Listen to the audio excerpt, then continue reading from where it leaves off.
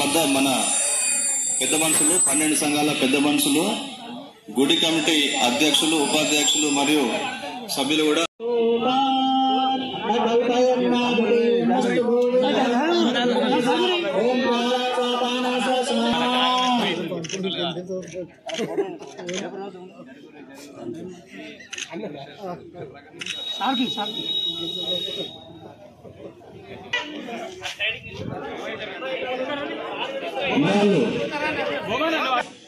Sir చేతుల మీదుగా ప్రారంభోత్సవ కార్యక్రమం కొనసాగుతుంది.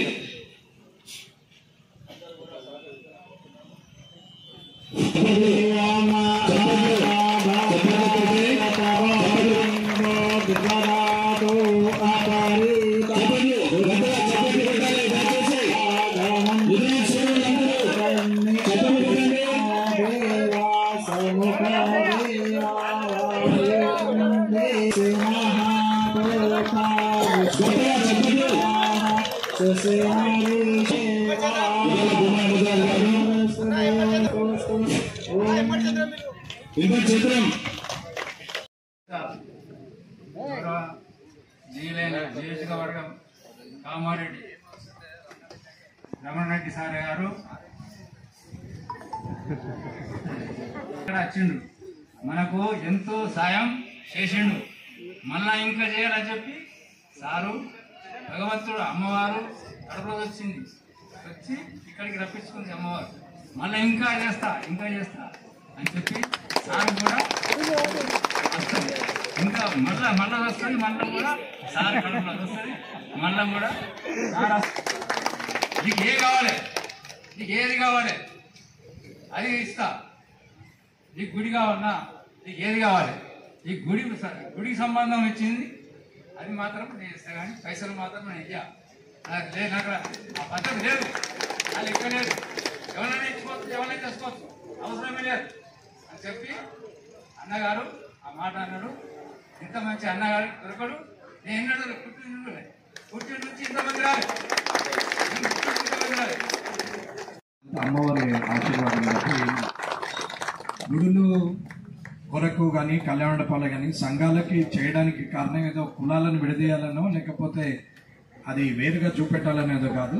కులం గట్టిగా ఉంటే ఆ సంఘం ఖచ్చితంగా గట్టిగా ఉంటుంది. ఆ గట్టిగా ఉంటే అందులో ఎవరైనా ఇబ్బందులలో ఉంటే ఆ కులంలో కానీ ఆ సంఘంలో కానీ ఉంటుంది అనేది నా ప్రధాన ఉద్దేశం.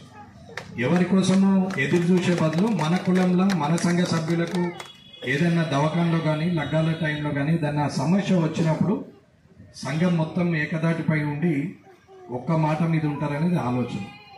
ఏ సంఘంలోనైతే ఆర్థికంగా వెసులుబాటు ఉంటుందో ఆ సంఘం బలంగా ఉంటుంది. ఆ సంఘంలో ఎవరైనా తప్పు చేయాలన్నా భయపడతారు. కానీ ఆ సంఘంలో ఏ డబ్బు లేకపోతే ఏ పెద్ద మనిషి మాట ఎవరు కూడా పట్టించుకోరా, ఏంది లేకపోతే ఏమవుతుంది, ఆ ఇనాలనే రూల్ ఏమున్నదని అనుకుంటారు. అదే డబ్బు ఉన్నది, ఆ సంఘం బలంగా ఉంది, కొన్ని లక్షల ఆస్తిగా తయారైంది అని అనుకుంటే ఖచ్చితంగా సంఘ సభ్యుడు బయటకు పోవాలంటే ఆలోచిస్తాడు. ఎందుకంటే నా షేర్ గింత ఉన్నది, ఆయనతో నాకు ఇయ్యరు, నేను అట్టి ఒంటరిని అయితే అనేది ఒక ఆలోచన ఉంటుంది. కాబట్టి ఈ 2-3 కారణాల వల్ల ఈ ఆలోచన చేయడం జరిగింది. ఏదైనా వ్యక్తికి గుర్తింపు ఉండాలని చెప్పి ఉండాలే కానీ వ్యక్తి చేసే ఆడంబరాలతోని గుర్తింపు అవసరం లేదనుకునే వ్యక్తిని ఎప్పుడైనా నలుగురు మధ్యన అందరికీ అందుబాటులో ఉండాలి, వచ్చినప్పుడు నలుగురితో సమానంగా ఉండాలని కోరుకుంటున్నాం. ఏదున్నా మనం బతకాలా, మనతో పాటు ఒక నలుగురికి సాయం చేయాలా. మన దగ్గరికి మనకన్నా తక్కువ ఉన్నటువంటి వ్యక్తి, ఆర్థికంగా తక్కువ ఉన్నటువంటి వ్యక్తి వస్తే మన దగ్గర రూపాయి ఉంటే అందులోకి వెళ్ళి పావలా ఇవ్వాలనేది ఆలోచన తప్ప ప్రతిదానికి లక్షలే ఉండాలా, కోటేశ్వరుడే కావాలా, పంచాలంటే బాగా డబ్బు ఉండాలనేది ఏమి లేదు. మంచి గుణం ఉంటే ఖచ్చితంగా సహకరించవచ్చు. ఒక ఊర్లో ఒక మంచి జరుగుతుంది, ఊరందరం పోయి భోజనం చేస్తాం. అదే ఊర్లో ఒక అశుభం జరుగుతుంది, ఊరందరం పోయి అక్కడ నిలబడి బాధపడతా ఉంటాం. కారణం ఏంటంటే అది మన అనుకునే ఒక భావన, మన ఊరు కాబట్టి మనం అందరం అక్కడ నిలబడి ఉంటాం.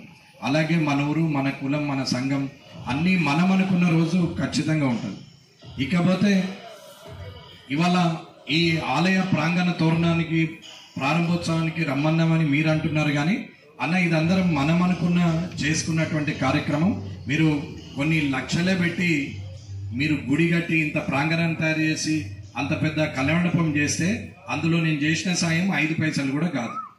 నేను ఇప్పుడు ఇచ్చినటువంటి పని కూడా 5 పైసలు కాదు. మొత్తం మీరు కష్టపడి చెమటోడు చేసి మీ చెమట ద్వారా వచ్చిన డబ్బుని ఒక్కొక్క ఇంటి నుంచి ఎంతో కొంత 1000, 2000, 5000 వేసుకొని మీరు దాన్ని కొన్ని సంవత్సరాలుగా చేసుకుంటూ వస్తే ఇవాళ ఆస్తి కనపడింది. ఇవాళ ఉన్న 20 ఏళ్ళలోని కనిపిస్తుండొచ్చు పెద్ద మనుషుల పెత్తనమేంద్ర అని. కానీ పెత్తనం తీసుకున్న రోజు ఆ పెద్ద మనిషికి ఉన్న సమస్య అర్థమవుతుంది. వట్టిగా మాట్లాడడం వేరు.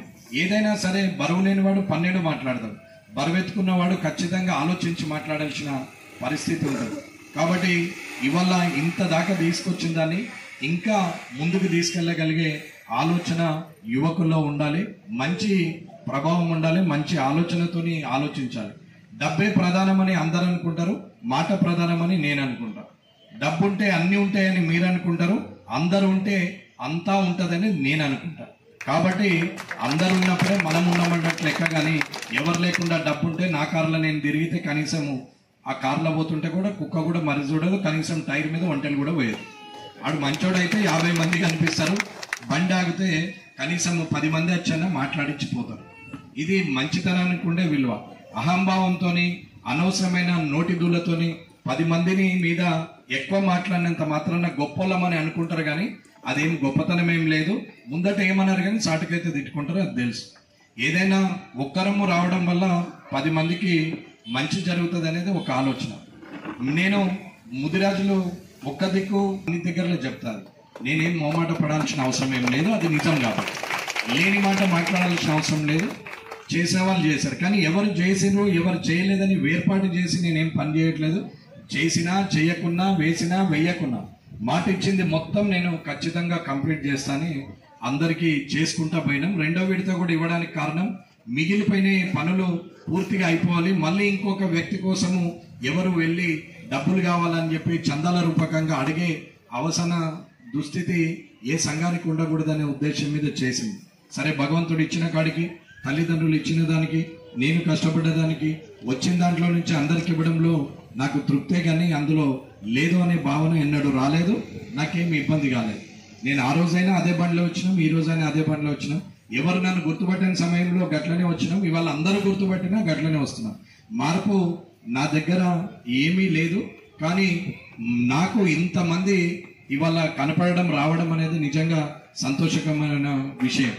ముందటే ఉంటే మనవాడు, ఇంట్లో ఉంటే రాకపోతే మనోడు కాదనుకునే వ్యక్తిని కూడా కాదు. మన అనుకున్నాడు ఎక్కడున్నా మనోడే అవుతాడు. ముందటున్నాడు మనోడు కానప్పుడు ఎప్పుడైనా అతనితో ఇబ్బందే ఉంటుంది.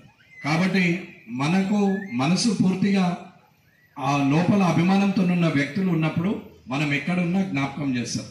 కాబట్టి ఎవరిని తక్కువ చేయాలని నేను చేసినటువంటి కార్యక్రమం కాదు. అందరూ కూడా మళ్ళీ తిరిగి ప్రజల కోసం ఆలోచించాలా.